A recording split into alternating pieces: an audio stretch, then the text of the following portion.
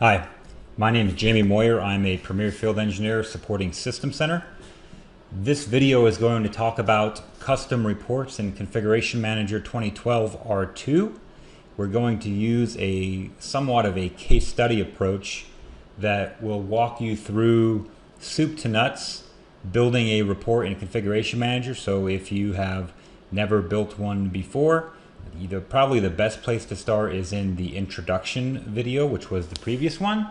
But if you want to dive in head first and start building, we're going to look at a lot of different things in this session. We're going to look at the requirements gathering phase. We're going to look at how to find what functions and views that you should use to build the report based upon the out-of-box reports in Configuration Manager. We'll look at a PowerShell script that I've put together that will help you make those decisions by exporting all of the out-of-box report definition files, parsing the XML within there, and then spitting out the functions into a nice CSV/spreadsheet that you can use to help. I'll also show you some work in PowerShell in that same script using the PowerShell script editor that can help you as you go along. We'll look at editing reports and creating reports in Visual Studio, as well as a little bit in the Report Builder tool. And we will also finally look at publishing the reports to the report server as well. The standard conditions and terms and copyright and trademarks apply here. We talked a little bit about the agenda already.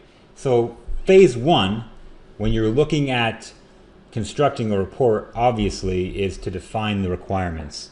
A lot of times this happens via email. Customer wants XYZ in a report. Maybe it's brand new. Maybe there is an out-of-box report that gets close. That's more often the case, I find. But the point is, make sure that you have written down what the final outcome needs to be, and that you have consensus that you all agree, here's what the report should do. In this report that I'm going to utilize for the case study, my customer was looking for a report to help them with showing application deployment status, and they had some specific requirements that they wanted. They wanted to have the top level compliance that you'd see in the in-console monitoring pane in the console. You know, for example, success, in progress, unknown at a high level. But then they wanted within the same report to have a second level showing the status within that level, what you call categories in the in-console monitoring. So for example, for successful application deployments, it could be it was already applied or it was an actual success.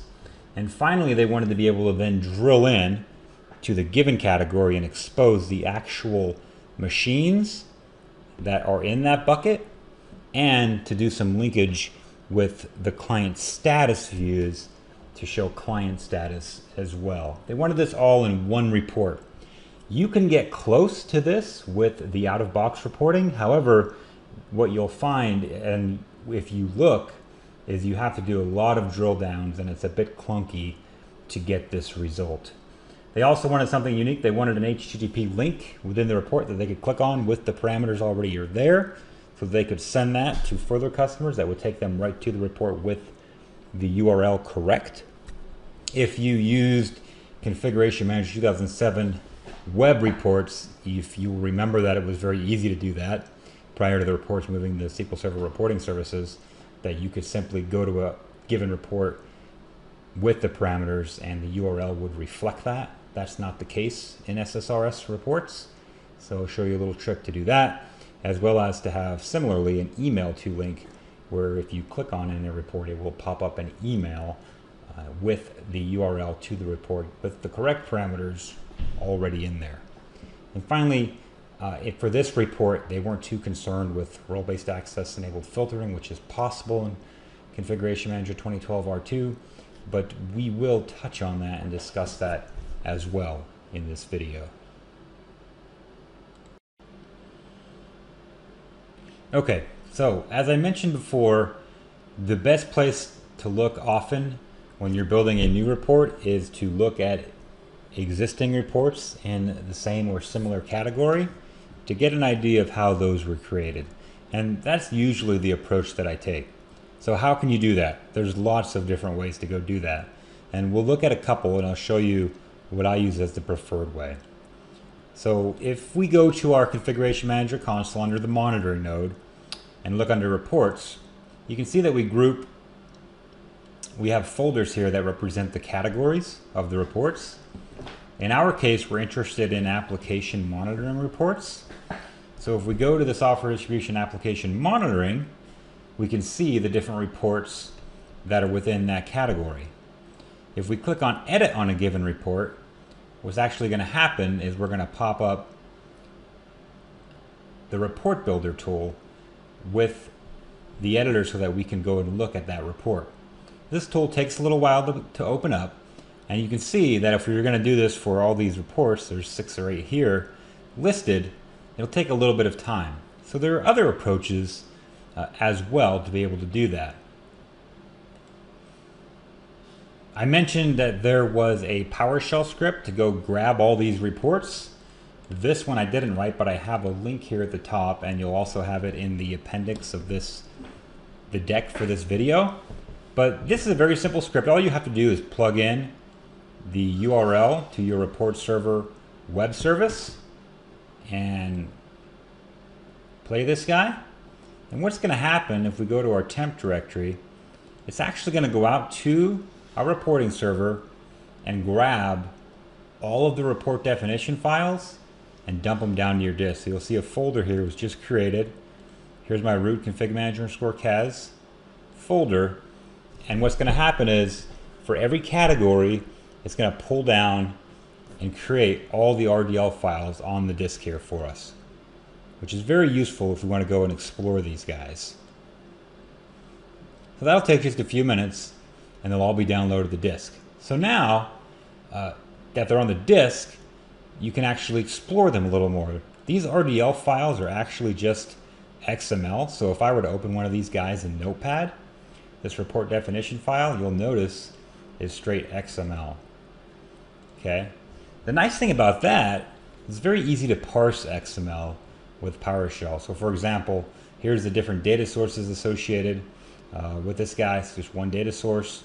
Here's all the data sets associated with it, the body of the report, the different parameters that it takes. So this is essentially the whole report definition. And in a very quick amount of time, they'll be downloaded to the disk. So this is good for the exercise of being able to very easily browse the different reports, but also for backing up your report definitions. Because in this case, even report folders that are above this, my custom report folders above my CAS site will be backed up as well. Okay, so you're thinking, great, I got these reports down to disk, now what am I going to do with them? So there comes in my second PowerShell script. So this PowerShell script takes a couple parameters. It takes the location where those backed up folders are. In this case, I have them also on my C drive in a folder called ConfigMgr_cas. It also takes a string called ConfigMgr 2007 views CSV file location. If you're familiar with the 2007 reporting toolkit, it had an Excel spreadsheet in there with view definition. So if I go look at this guy, let me go open this file up, /reference. This file I actually created, but I created it from that 2007 package. And all I have is just a CSV with 4 columns. It's a view category, the secondary view name, a view name, and a description. Okay, so that's those 2 parameters. Let's go back to our PowerShell. And finally, the third one is a Boolean of whether or not you want to import that. So what this script is going to do is it's actually going to go out and parse every one of those RDL files and get a bunch of data for us. So it's going to get function. So the first thing it's going to do is grab this report metadata. It's going to go through all those RDL files and pull out a bunch of data for us. If I run this guy, actually, let me just get dash. There we go. And I'm going to pass it the verbose option, so it'll actually spit us out a little more details. You can see that we're going to go through every report in that directory, and we're going to gather a bunch of metadata on it. The output of this is going to be 2 CSV files in our scripts directory as well. That's going to give us functions by category. The reason for the Configuration Manager 2007 views file is to match descriptions that still exist from views there with functions here. I'll show you a little bit more about that, what I mean about that in a second. If we go to the scripts location, scripts folder, you'll see here we've got two CSV files. This is actually from when I ran it a little bit earlier. But the result being, I actually put it in Excel here later, is functions by category. So what we get essentially is something similar to what you got in the Configuration Manager 2007 tool. So for every category, we show you the function name, all the functions that are used within all reports in that category, and if there was a match in the Configuration Manager view for the v underscore, so if we replace f underscore back with v underscore, we actually pull that in here as well. So it's not perfect.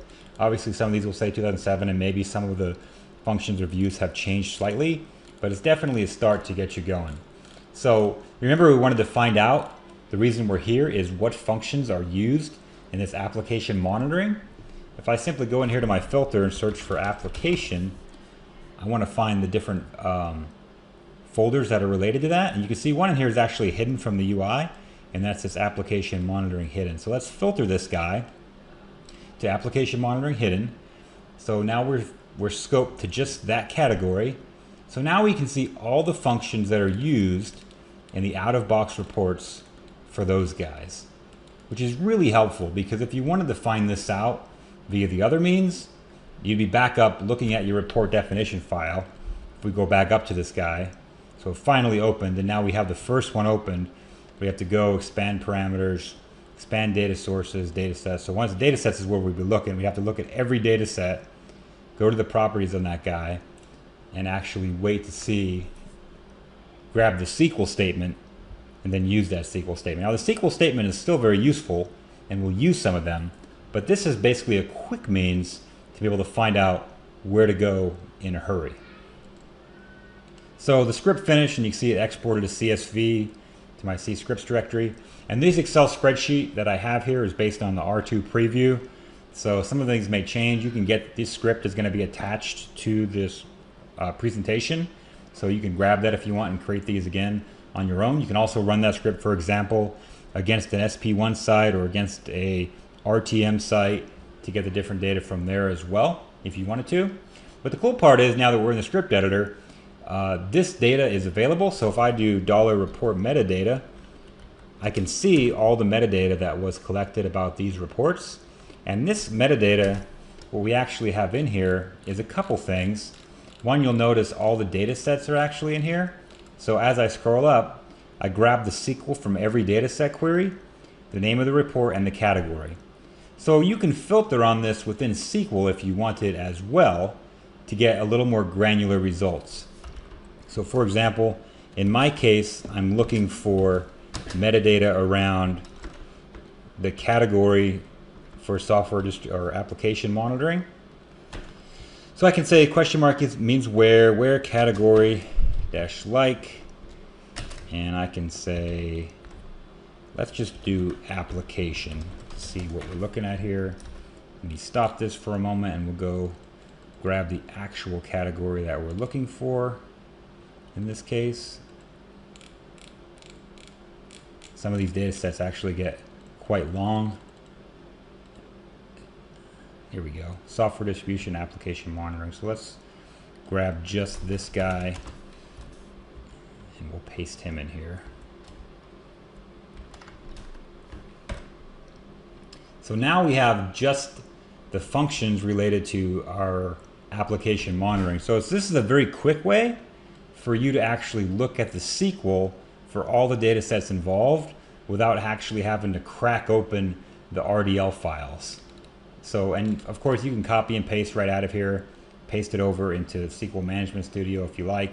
Control C works right in PowerShell in the editor, and you can paste that right over here. So if I opened a new query window, I can take that and paste it right in here and get going quickly. Now you could do the same, of course, over here on your report that you opened. You can take your data set, copy out of here and paste it in SQL as well. But again, time-wise, it's kind of up to you. Now another option that I'll show you, once you have all of those reports down on disk, let's go ahead and fire up Visual Studio and we'll create a new reporting project. So Visual Studio is open, we'll say we want a new project, and we're going to pick a project of type reporting services, reporting server project. So we'll call this sample report project.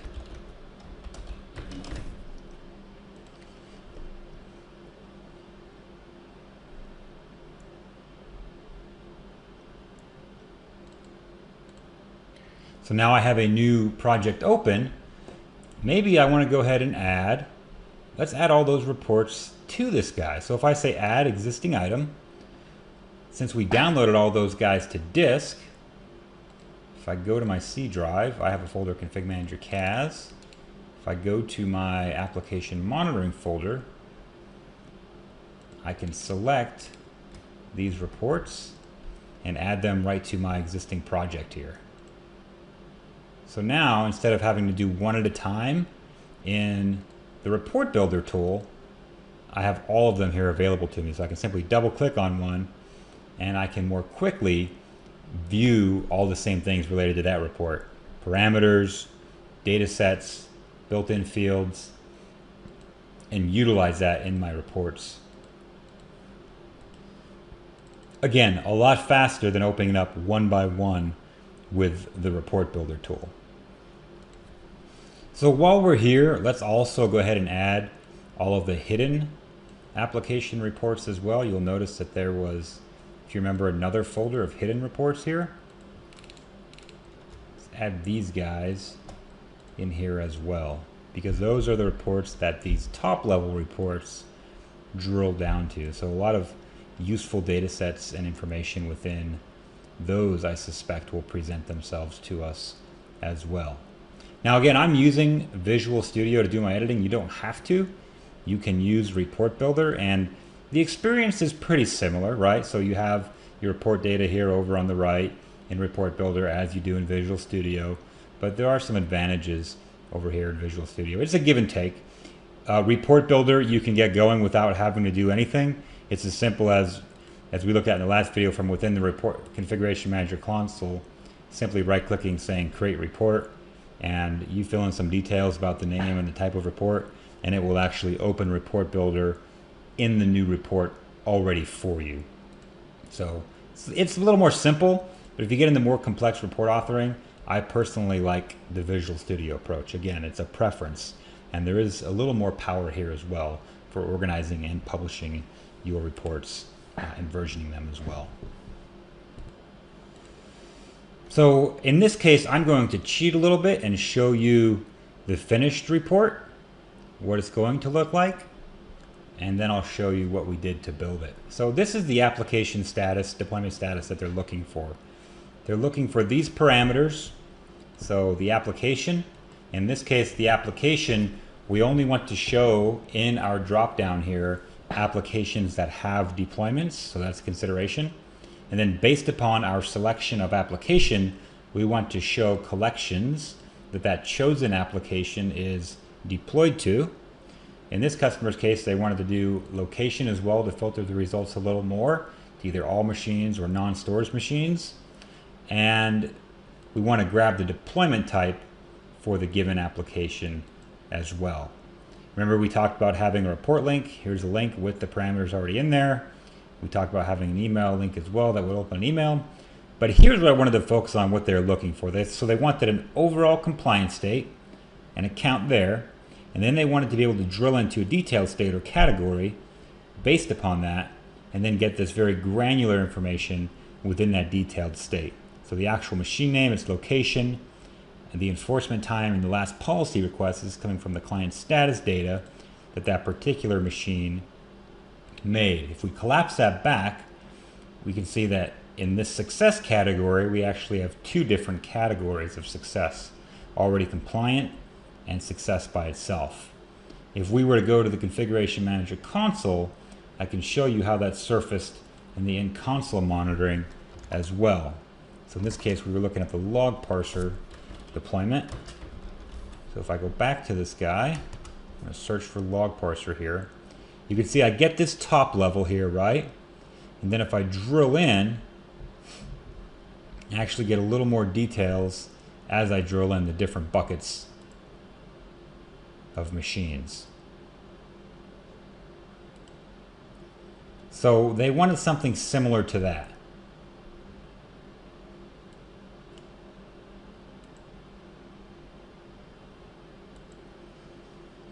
So another useful approach for finding what the console is using for getting this data that it's displaying, because everything that the console is showing you is going through the SMS provider, which in turn is calling SQL to get the data. So if we open up our SMS provider log on our CAD server here, show you a little trick that I often use if I don't know where to look for data, but I know where the console's getting the data. I'll open up my SMS prov log, and I'm actually going to filter this log on everything that says execute SQL. So if I select that text and I go to Tools, Filter, I'm going to filter it when the entry text contains execute SQL. I'm going to hit End on this guy, and what we'll see is if I go back to the console now and just click around here a bit, go back to a given deployment, I'll see all these SQL statements actually run for me. So when I click on a given package, if I actually wanted to see what views were being looked at, when I click this view status guy here, go back to my console, you can see all these different SQL statements actually being executed. So oftentimes I'll take these guys and copy the SQL and go to SQL Query Analyzer, fire open a new query, and paste that in here to get that data back from this guy. So here's actual machine name data. And then I'll break it apart here a bit. I go to home on this guy, start cutting this guy apart until I see the from clause to actually see where it's getting this data from. It usually selects every column, so here we go. Here's the function that's actually being called, fn_app deployment details. So if I were to get rid of all that and just do a select star from that guy, make this a little more readable for us. You can see it's actually passing in the given policy model ID and the actual enforcement state for the given application. So it's breaking it down by the enforcement state. So if we went in here, it's actually pulling the success enforcement state first. And then all the individual machines here, you'll notice under asset details, they line up with the machines that this query here is returning. This 1033 you'll notice here is the locale. A lot of these functions take a locale as a parameter. I'll show you how we do that dynamically in the report. But I wanted to show you another trick in SQL. If you wanted to see what was behind this actual function in a simple way, you can use the sp_help text sprunk and give it the name of the function. And let's change that to be an actual text output. And this will give you a nice understanding of what that function is doing. If you want to see what's going on behind the scenes, you can see what's going on in that guy. You can see he's basically doing a main select from this v app deployment asset details, and he's joining this localized CI properties function. So another quick tip that I use often for building reports, if I don't find what I'm looking for in the reports, or I just want to understand how the console is getting information, I will go in here and look at this guy. Oh, the other thing I wanted to show you, beginning of this guy, as you can see, it takes a locale ID as the one parameter to this report. And if you actually go and look at a built-in report, you'll notice that one of the parameters is locale, and this is, if you go to default values, well, first of all, you can see that it is an internal parameter, and under default values it is passing this AND language, which is just the user language, sort of the current user languages.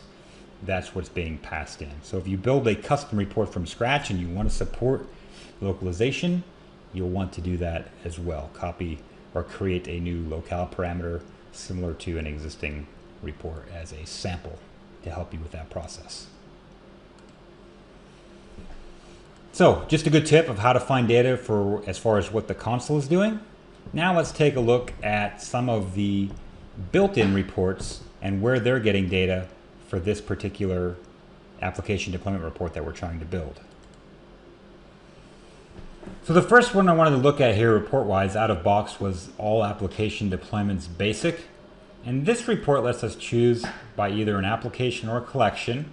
So we're looking for an application in our scenario, and then it lets us choose an application or collection. So this looks good, right? This is actually a drop down that looks like it's only deployed applications, and that was dynamically built based upon our first choice.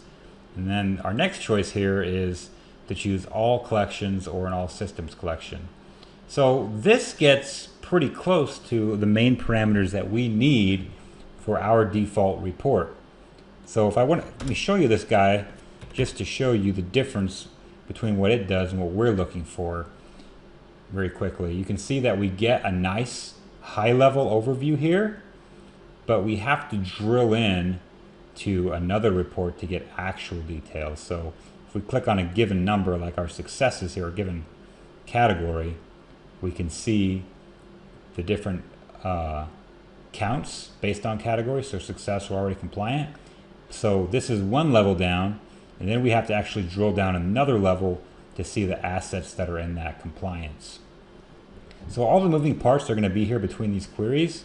It's just a matter of actually getting the data we need into our new report via new data sets. So now that we know that that report should have some of the data sets for the parameters we need, we're going to go back to our Visual Studio project, and I'm going to create a new report. So I'm going to add a new item, and I'm going to add a report, and we'll call this one sample report. So this will add it to our project here down at the bottom. So now we have a new blank report that we can work with. So if we go within our projects here, you'll remember that I imported all of them. If I go to my all application deployments basic, I want to steal some data. So specifically, I want to look at the parameters and data sets on this guy and figure out where it's getting, first off, the application.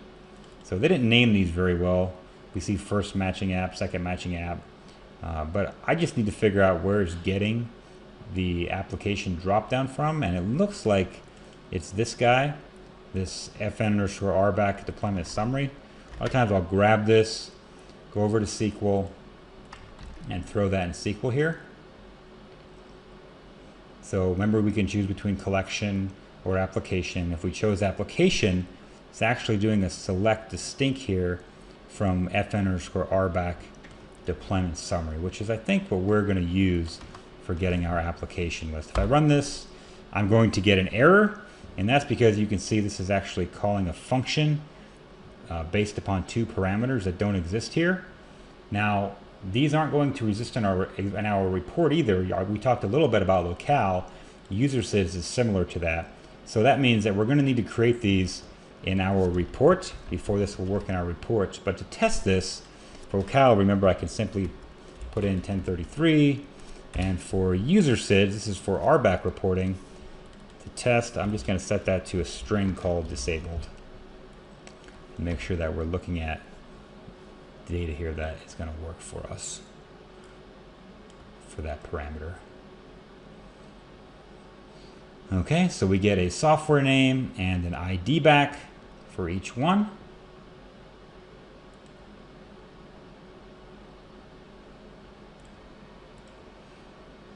And you see that doesn't actually look right here because we actually have some null values here, so we probably missed something when we went and grabbed this. We should never have a null value for a CI ID. So if we go back to our data set here, let's take a look. So we grabbed this guy, but we missed our where clause, and particularly it looks like we want where feature type equals 1. So if we go back to our SQL query analyzer and add a where clause on here, this should help us out with getting the right data for that parameter. There we go. So now we have applications and we have an ID that we can use as a data set for our first parameter. But remember, we need to define locale and user SIDs as well. So if we go back to our new report here, we're going to create some new parameters. And remember, we can mirror or copy parameters from our existing report. So let's grab user SIDs. And we're going to make it just very similar to this guy, basically. So we'll go over here, we'll say add parameter. We're going to call this user SIDs. It's of type internal. Okay. We'll go back to our other report. And we're going to go look at default values. You can see here specifying values, and it's using an expression. So we're going to copy that expression. It's using this SRS resources type, which I'll show you what we have to do to add that. For right now, we'll just go ahead and make this the same. So we'll go specify values, add one. It's going to be a function, and we're going to paste that in there. So now we have our user SIDs, and next we need our locale in order for that to work. So we'll grab locale, just grab this guy. Same thing, we're going to grab the function. We're going to go to our other report, create a new parameter called locale. It is an internal parameter, and we're going to specify default value again, function, and paste that guy in there. So now we have our two parameters we need for our first data set. So let's create a new data set, and we'll go back to our query analyzer, and we're actually going to just take this where clause and apply it to our first query here.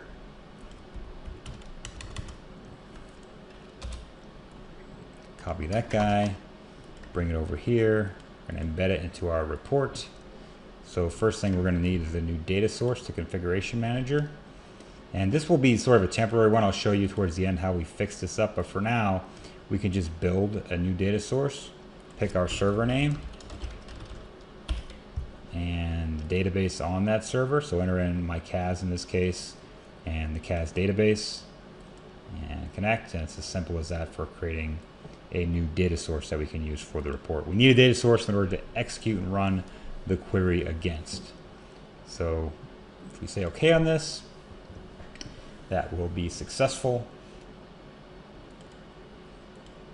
And if we go to run this guy, you'll see we're going to get an error because I referenced this SRS resources and this parameter user SIDs, and it can't be resolved. So I need to actually add that assembly as a reference to my report.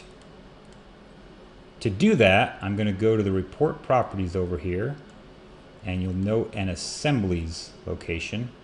I'm going to add a new assembly, and I'm going to browse for it. And I have it locally on my machine, but I'll show you where I grab it from a server side perspective on the Configuration Manager reporting server. There is actually a directory, I believe it's called SRSRP, that has the DLL there for you. Now, good thing to know, if you were using Report Builder, you wouldn't have to do this step of actually browsing to the file. You can just paste in the reference to it. So before I go there, if I show you one of the existing reports that we have open with Report Builder, on the report properties here under references and assemblies, you'll see that it references SRS resources in the report. So when Report Builder launches, it actually brings down that DLL locally for you to use with Report Builder. Whereas with Visual Studio, we have to actually go grab it. So in this case, I'm going to actually go right to my ConfigMgr server, $, and I have the report server installed here. So I have an SMS_SRP directory, and within there is an SRS resources.dll. I'm going to add that, and I'm going to say OK. And let's go have a look at this guy again. So we'll preview this report, which right now all we have essentially is one parameter. So you'll notice that our error has now gone. But we still have to build our actual parameter for application. So if we go back to our parameters, we have everything ready for it. Now we have the data set. We just have to actually build the parameter itself. So this is going to be of type text. and we'll call it the name and the prompt application. It's visible. Under variable values, we're going to get them from a query, and we're going to pick our new data set that we created, which I should have named something better. So that's not a good idea to keep it named data set. Let's actually change this guy from data set 1 to something meaningful, applications. Go back here and add a parameter that references that guy. So we'll call this application. Copy that, paste it to this guy. And available values from a query from our data set. Now value and label fields, so we want to present the display name to the user, and we want to actually store the value or the CI ID in this case. So we're going to store the ID, and we're going to display the name. Say okay to that guy, and now if we go and preview our report, we should get a drop down that shows the applications. So not too much here yet, but you can see it coming alive. So now we have our first parameter built to select our application. So when we select an application, whatever the selection is going to be stored in a variable called @application that we can then reference either in future parameters in the data sets that make those up, or in the future actual data set for the report itself. So we need to find our collection name. Remember the sample report that we looked at, the All Application Deployments Basic had that, so we'll go steal from him once again. So we'll look at the second matching app or application data set. We'll take that data set and we'll create a new query window in SQL and paste that in here and see where it's getting it from. So in this case, it looks like it's getting it from the same function, the RBAC deployment summary. It's getting collection name and an ID from there. So that's good for us. So let's take this guy as a start again and close him. Go back to this window here. Use our working window, and again you'll notice that we get these errors for the locale ID and user SIDs. Another nice way to do this to make it a little easier to edit these reports in a single window in Query Analyzer. I like to actually keep these all in here when I'm building my report. So I'll call this applications. I'll do a comment and call it applications data set. And then we'll call this collection data set.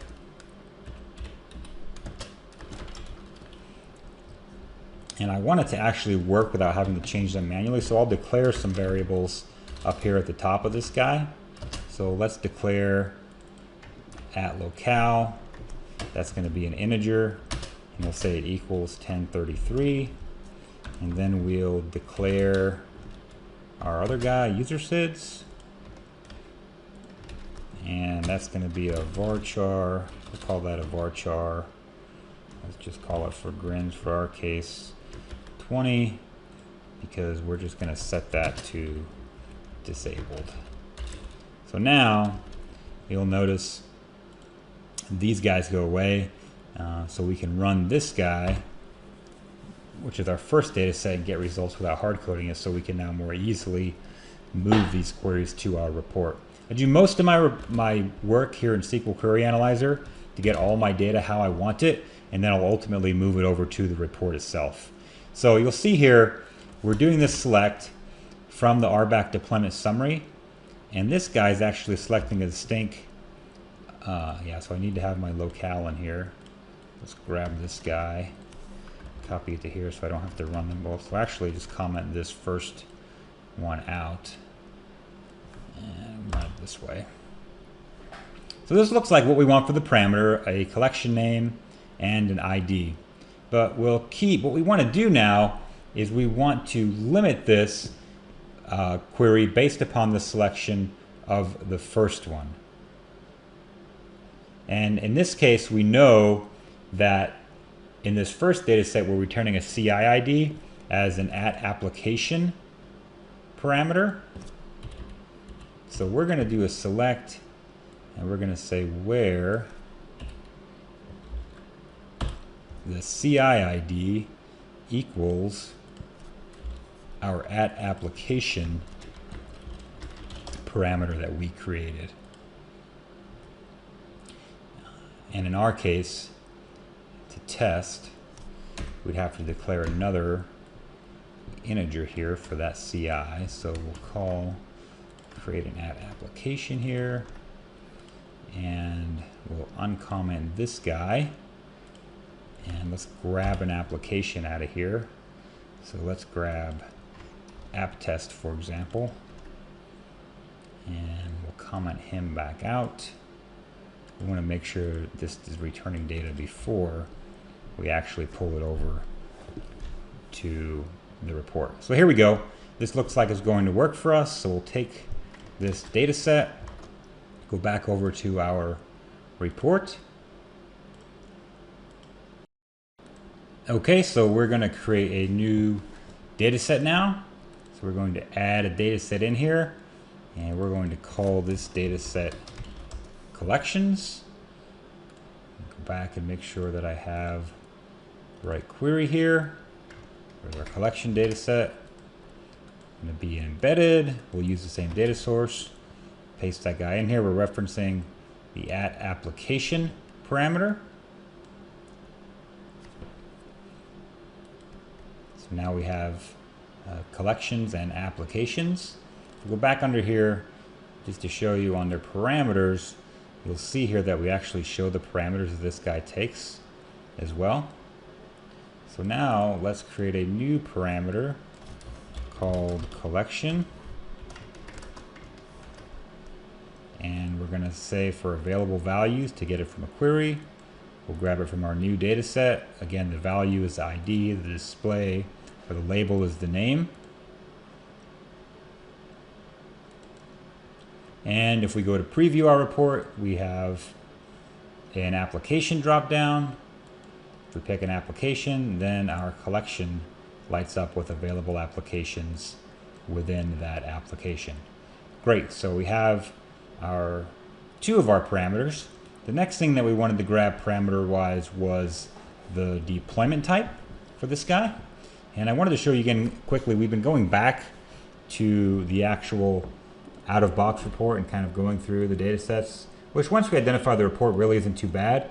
But just to show you another example in PowerShell, in our script that we were working on earlier, if I wanted to actually dump out just the SQL for that report, since I know which report I'm looking for, I can take my report data metadata array and I can filter it to just that application. I can expand the dataset queries property and ultimately eventually spit it back out to a text file.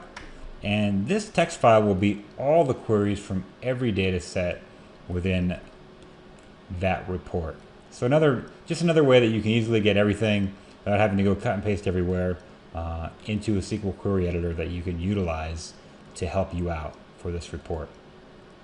So the next thing we wanted to look for was the deployment type.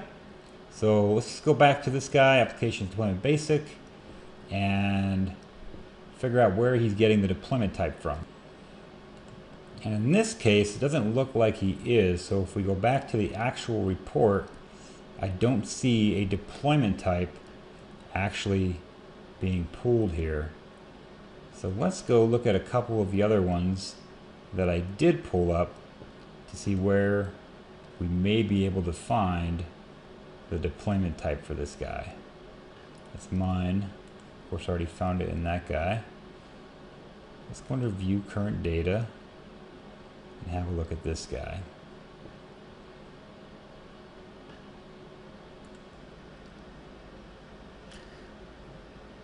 So this guy shows the deployment type name, but I don't think that's going to give us what I want. So long story short, I already figured this out.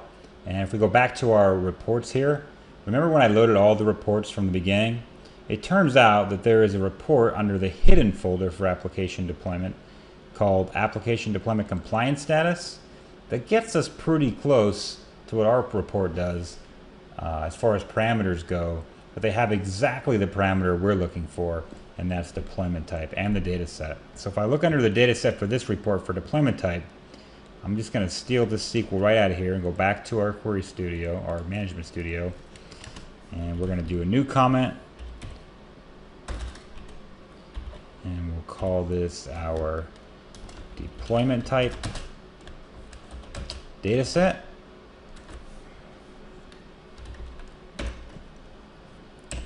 And we'll just take a quick look at this guy to make sure that it is what we need. So you can see this data set is declaring a variable called app model name, and it's using parameters of user sys and locale, which we're good with.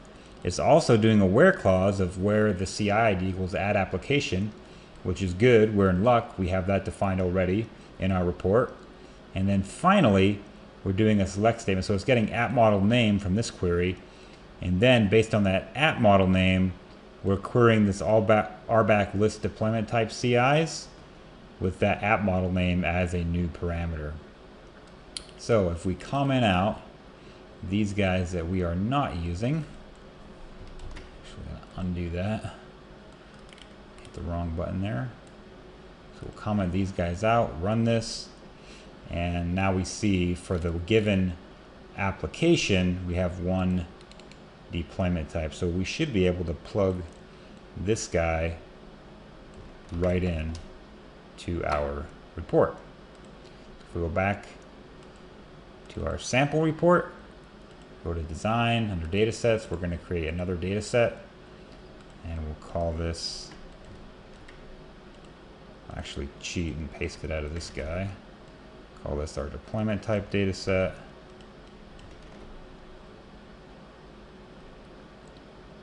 And we'll say refresh fields, and if we look at parameters, you'll see that we're relying on the application parameter in this case. No, it doesn't like our space in our data set name, so we'll get rid of that. There we go. So now we should have 3 parameters.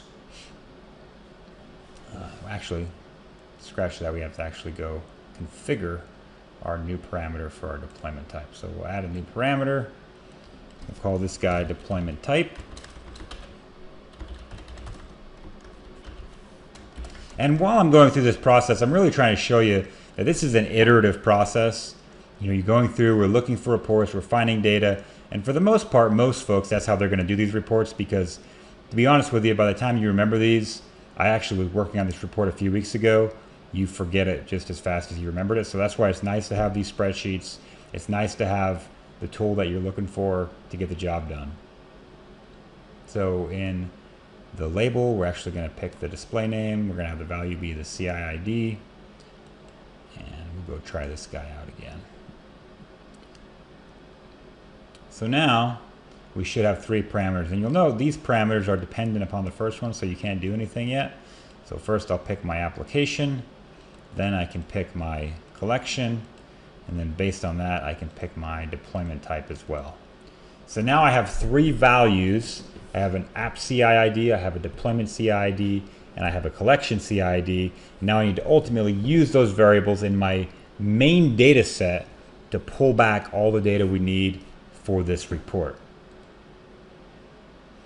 And if we go back to the other report that I said was similar to what we're trying to do, and let's have a look at the main data set on that guy. So we'll copy him and throw him over here in SQL. And let's have a look at what he was doing to get the actual data. You'll see this is fairly complex. We're doing some different things based upon the status type and the collection type, different queries. This is where the heart of this is. I'm not going to go through step by step how I got this part figured out, but for the most part, I used this guy as a sample. And the way that this query works is it actually does different things based upon the status type passed in as a parameter, where we're not going to pass in a status type. We're going to get all of the status types for the given application, deployment type, and collection IDs. And then within the report itself, once we have that data set, we're going to display it a little bit differently. So I'm going to go ahead and open the data set that I already have built to get the main data. And you can see this is a fairly large data set already built. Again, I don't really have the time to go into that right now, but to show you what the data looks like in Query Analyzer, let's go ahead and pull those sample parameters that we created up here, and we should get some whining about collection. So we actually need to define our collection ID as well. So we'll declare another varchar here. and we'll call it at collection. And for now, we'll just say this is all systems. And then we're whining about deployment type because we haven't actually created that yet either. So this is going to be another integer. There we go. And this query actually needs a location as well. So for the video's sake, we're just going to do a varchar for at location. We're not going to actually refer to that. We're just going to say this is all. And we actually need a different value. So for our deployment type, remember down here when we were working on our deployment type parameter, this is the CI ID we actually need to plug in for our deployment type parameter.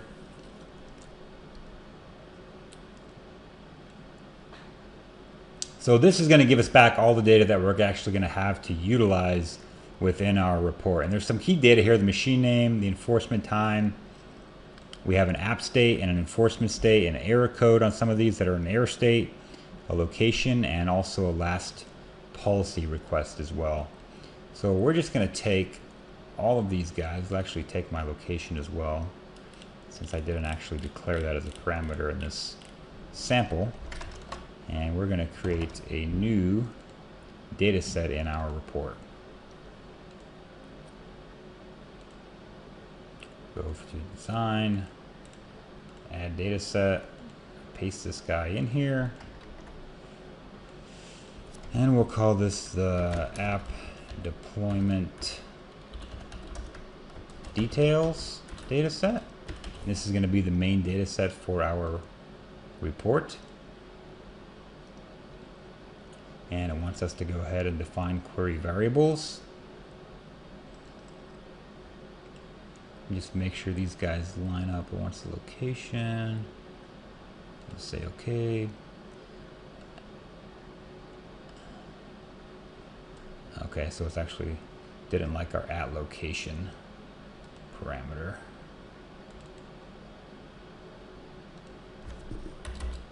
Let's go ahead and check our parameters here. So let's have a look at a query. Once again, it doesn't like us declaring our location here, so we'll just define this without our location. And you'll notice it auto created a location for us. We'll make this a hidden variable, and we'll put a default value in there of all. And this is just erroneous, just to get this query to work, because we didn't specify that guy in there. So now we have all the data that we need for our report. Now it's just a matter of designing the actual report, which we'll talk about next. Okay, so we have a fairly empty design surface here. Let's get started. Over in our toolbox here, we're going to drag some objects onto the designer. The first thing we'll do is just drag over a text box here for the title. And let's just call this, start typing in here, application details report. And we'll make that bold and increase the font a bit. And remember, we wanted a text box for an HTML link, as well as for a email to link. So we'll add two text boxes here. One for the HTML, we'll copy and paste that, one for the email.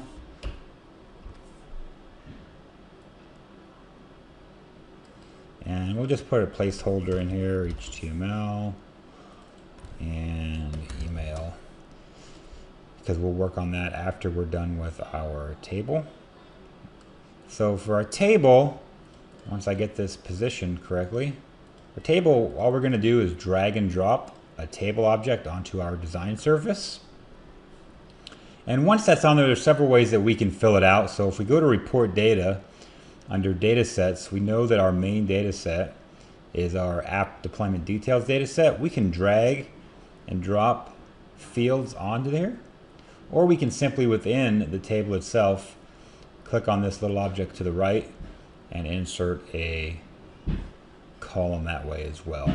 So in this case, let's just grab enforcement time and delete this column here.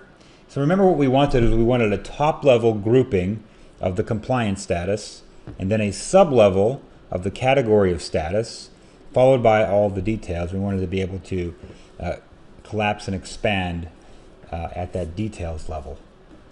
So what I'm going to do with the machine name here is I'm going to add a new group, and it's called a row group, and it's going to be a parent group. And I'm going to group on the app state, which is going to give us the second level details, and we'll tell it to add a group header. And then from within app state, I'm going to add another group, another row group, excuse me, and it's going to be a parent group above that guy as well. And that guy is going to group on compliance state name, and I'm going to add a group header as well. So here's the general layout of my report. If I go to preview this guy to fill in my parameters,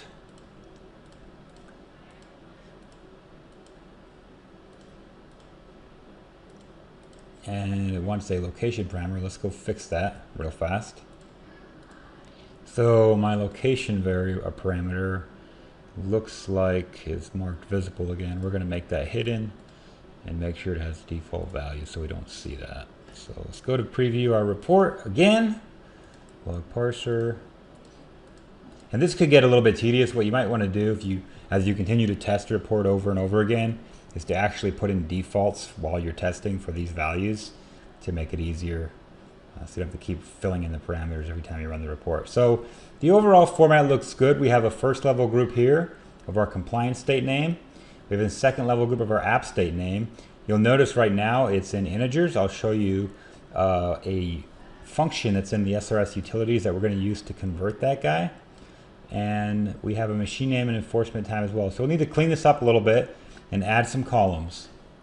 So we'll go back to our design view. Let's make this top level row here bold, and let's go under our app state guy and make this an expression. And I have an expression here that uses a get state message that I found in another report.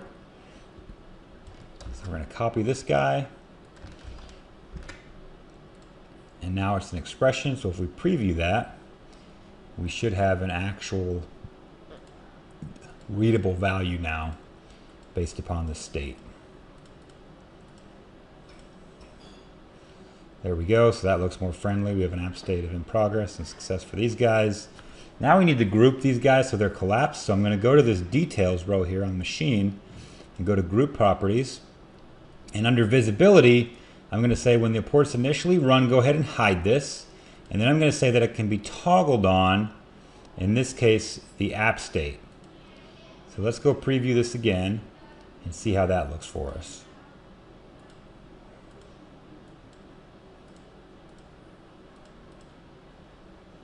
So there we go. Now, initially we get this high level report and we can toggle the app state here. So let's clean up this a little bit. And you can see this is sort of an iterative process. We want to call this category. And then we also want to go ahead and we're going to add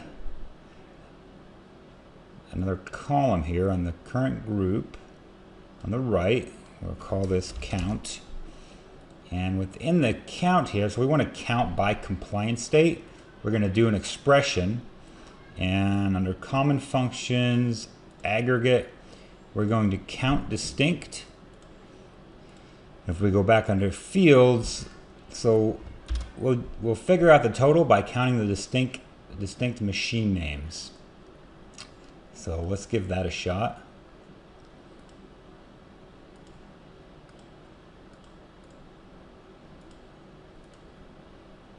So there we go, it's coming together a little more. Now we have counts of machine names, then the categories.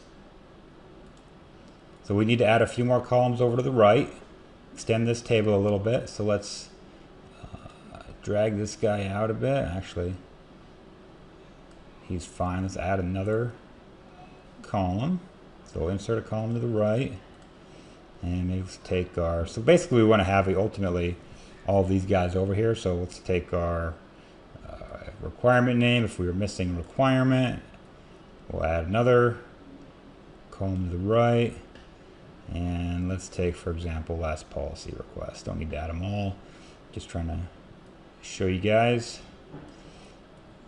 Count. And then we can also add a total if we want. So if we want to add total, we can add a total here after. Excuse me. Right to the wrong place. Want a total here. And for the total, we can use basically the same expression that we used here, which is going to be counting distinct machine names.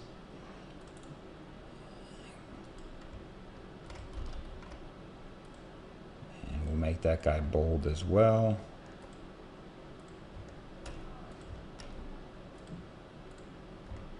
And we don't need a total of the requirement names. And let's give that a shot. So you can see how it's sort of an iterative process once again. Make some changes. The nice thing about doing this, either in Report Builder or in Visual Studio, is it's very quick to be able to make a change and then visualize your change in Report Builder. So now our total is working. So the report's coming together. Looks like we can use a little more width here on our column. So now let's focus on our HTML and email. So in order to do that, we're going to use a lot of the built-in fields that are available to us and some of the parameters as well here. So let's go back up to our text box and say, we'll change this to report link, colon, and then we're going to actually create a placeholder here, call this link. And I have a bit of a shortcut here. I'm not going to go through exactly how to do this, but essentially we're going to use a lot of the global data available in the report, and we're going to build out a parameterized report URL that takes our parameters and does some HTML escaping to leave you end up with a URL that works correctly. So if I take this guy and in my value, if I actually paste this as an expression,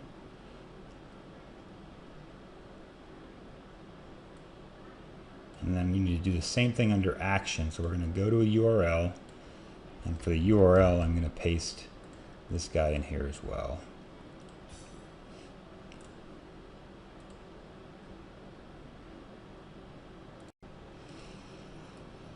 Okay, that should give us what we're looking for. If we go to the preview here, it's not going to preview as nicely in Visual Studio. I'll show you what I mean in a moment, because the report server URL is actually going to be null, but we want to see, make sure we at least get a gist of it here.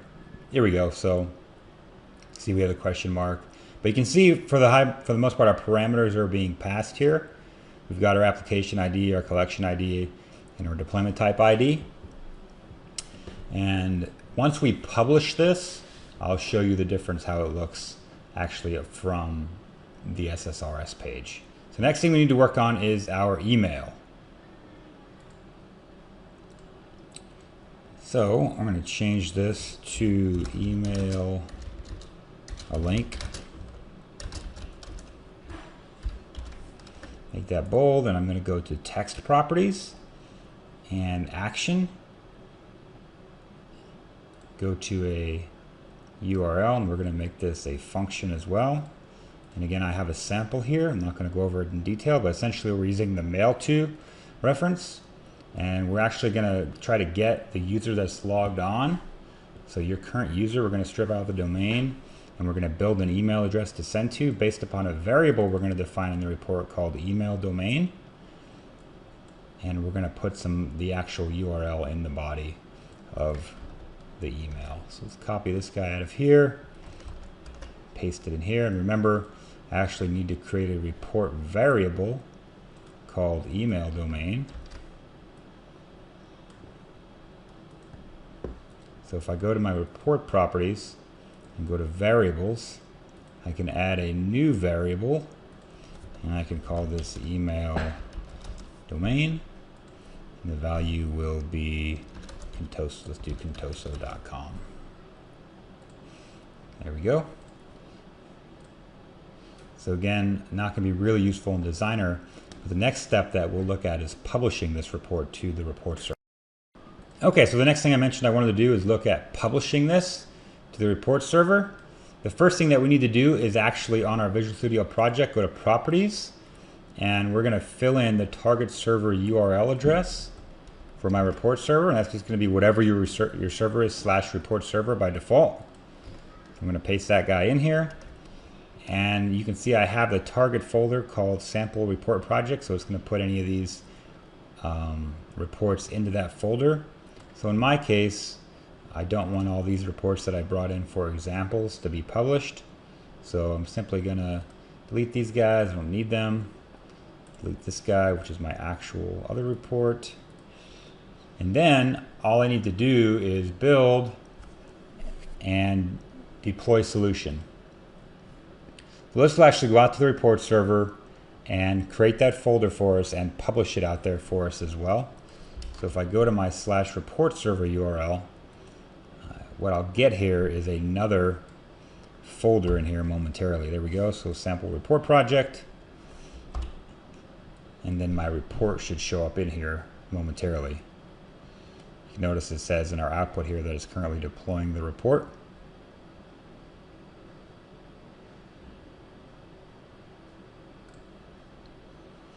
And the publish succeeded, so now I can actually go and run my report.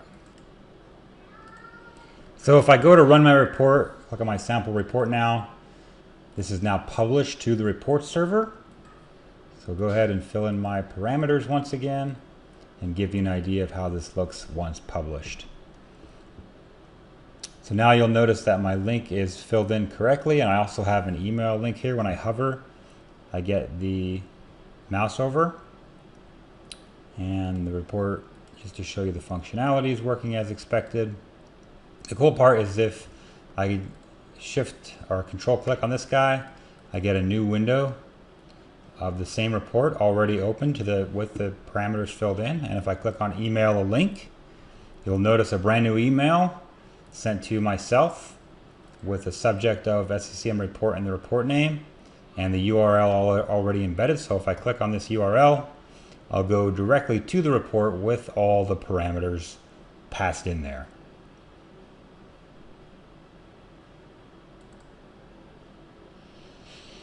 So let's look at changing that data source, because remember when we created this report we actually inserted a built-in data source. Let's change it to use a data source that's part of Configuration Manager by default, the shared data source. So if we go to the sample report under Manage from the Reporting Services site, and we click on the Data Sources tab, we can see that there's a custom data source currently inserted here.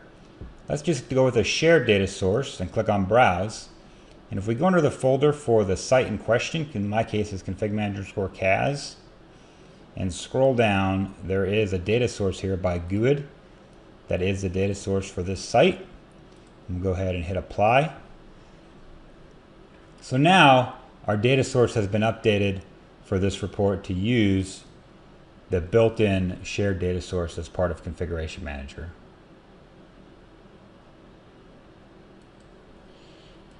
I hope this case study has been useful to you. I know that we covered a lot of ground, and again, look at the appendix of the PowerPoint attached to this video for links and the scripts that I talked about.